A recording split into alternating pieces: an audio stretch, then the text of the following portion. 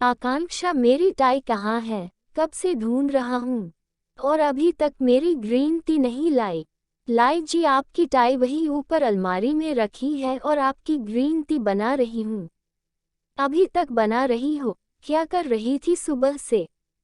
जल्दी ऊपर आकर मेरी टाई निकालो, पता नहीं कहाँ रखी है। बहू बेटा, मेरी चाय कहाँ है? आज बिना चाय के अखबार पढ़नी पड़ेगी क्या? अभी लाए पिताजी। ये है हमारी आकांक्षा, जिसका घर रोज सुबह सुबह किसी लड़ाई के मैदान से कम नहीं होता। मानसी जी, आकांक्षा की सास की तबीयत जब से ज्यादा खराब रहने लगी, तब से घर की सारी जिम्मेदारियां आकांक्षा के ऊपर आ गई। बच्चा भी अभी छोटा, सिर्फ 1 साल का है, तो उसकी देखभाल, घर के सारे काम, मानसी जी की देखभाल, समय पर दवाएं, समय पर खाना और यहाँ तक कि बाजार से सामान लाने की जिम्मेदारी भी आकांक्षा की ही है। बहू, दूध का बर्तन देना जरा, तो दूध वाला आया है, मैं ले लेती हूँ।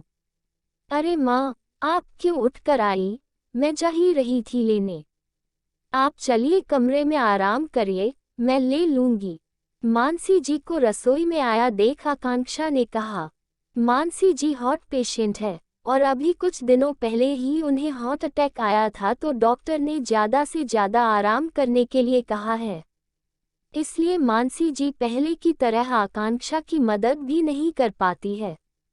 आकांक्षा जब देव से शादी करके आई तो मानसी जी से हमेशा डरी डरी रहती थी, लेकिन मानसी जी के हंसमुख और सौम्य स्वभाव के कारण आकांक्षा का सास के प्रति डर खत्म हो गया और उसकी जगह प्रेम और मित्रता ने ले ली। आकांक्षा और मानसी जी सास बहू कम और सहेलियां ज्यादा लगती थी। माँ, आप बस राज को थोड़ी देर संभाल लीजिए, मैं सब देख लूंगी। आकांक्षा ने बच्चा मानसी जी को देते हुए कहा और फिर भाग भाग कर सारे काम खत्म किए। देव, आकांक्षा का पति, ऑफिस, पिताजी टहलने और अपने मित्रों से मिलने चले गए। आकांक्षा अपनी चाय का कप लेकर मानसी जी के कमरे में आ गई। माँ, राज सो गया क्या? हाँ बेटा, सो गया। बैठो तुम मेरे पास इधर, और यह सिर्फ चाय क्यों? तुम्हारा नाश्ता कहाँ है? माँ, अभी कुछ खाने का मन नहीं है। सुन बेटा, शरीर को मशीन मत बना, थोड़ा खुद को भी 2 पल का समय दे। क्यों सबके पीछे इतना दौड़ती है? सब छोटे बच्चे थोड़े ही हैं, अपना काम खुद कर सकते हैं। माँ, आप क्यों परेशान हो रही है? छोड़िए ये सब बातें, बताए आज लंच में आपके लिए क्या बनाऊं? दलिया बना लो बेटा, जल्दी बन जाएगा और तुम्हें भी थोड़ा समय मिल जाएगा अपने लिए। तभी दरवाजे से अंदर आते ही रमाकांत जी, आकांक्षा के ससुर, बोले, आज दलिया नहीं, मटर की कचौरी और हरे धनिए की चटनी बनाना बहू। सर्दियों के मौसम में मीठी मुलायम हरी मटर की बात ही कुछ और है, हर समय थोड़े ही मिलती है। मैं तो ये बेस्वाद दलिया नहीं खाऊंगा। कोई बात नहीं पिताजी, आज आपको बेस्वाद दलिया नहीं, मटर की कचौरी और तीखी मीठी दोनों चटनी के साथ मिलेगी।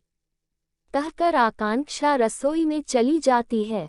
आपको भी हर वक्त 56 भोग ही चाहिए, अगर दलिया खा लेंगे तो क्या हो जाएगा?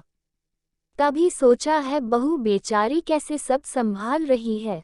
आप और आपका बेटा तो खुद से अपना काम भी नहीं करते, वह भी आकांक्षा को ही करने पड़ते हैं।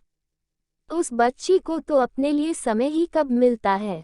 मेरी तबीयत खराब होने से मेरी भी जिम्मेदारी उस पर आ गई है, कब समझेंगे आप लोग?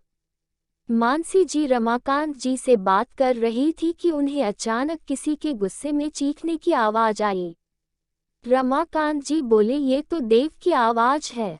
लेकिन देव इस वक्त घर पर, और यह इस तरह से किससे बात कर रहा है? देव बहुत बुरी तरह से आकांक्षा पर चिल्ला रहा था। आकांक्षा बस रोए जा रही थी और बोल रही थी, मुझे नहीं पता, मैंने आपकी फाइल को नहीं हाथ लगाया। लेकिन देव कुछ सुनने को तैयार नहीं था और गुस्से में ना जाने क्या क्या बोले जा रहा था। आकांक्षा उसे समझाने की कोशिश कर रही थी कि वह अपने काम की चीजें इधर उधर क्यों रखता है, ठीक से क्यों नहीं रखता है। इस बात से देव का गुस्सा और भी ज्यादा हो गया और चिल्लाते हुए बोला, यह मेरा घर है, तुम्हारे पिता का नहीं। मैं जो चाहे जहाँ चाहे रखूंगा। तुमसे कितनी बार कहा है कि मेरी चीजों को हाथ मत लगाया करो। सही कहा बेटा, औरतों का तो कोई घर ही नहीं होता है। शादी के पहले पिता और भाई का घर होता है, शादी के बाद पति का, और बुढ़ापे में बेटे का। लड़कियों को जन्म लेते ही लोग सिखाने लगते हैं कि तुमको तो किसी और के घर जाना है, ये घर तुम्हारा अपना नहीं, तुम तो किसी और की अमानत हो। शादी के बाद किसी अनजान को अपना मान लेना और उसकी पसंद के हिसाब से रहना, उसके पसंद के कपड़े, उसकी पसंद का खाना, सब अपना लेती है, सोती जागती भी किसी और के हिसाब से ही है। उसके हिस्से में तो कुछ पल का आराम भी नहीं है, सिर्फ दुख और दर्द उसके अपने हैं, और उसका अपना कुछ भी नहीं। यहाँ तक कि जिस घर के लिए वह दिन रात नहीं देखती, अपने आप को भूल जाती है, उसे एक दिन ये सुनने को मिले कि यह तुम्हारा घर नहीं, तो मेरे समझ से तो हम औरतों को कुछ भी नहीं करना चाहिए। हम क्यों दूसरों के लिए परेशान हो? माँ, आप ये क्या बोल रही हैं? मेरे कहने का यह मतलब नहीं था।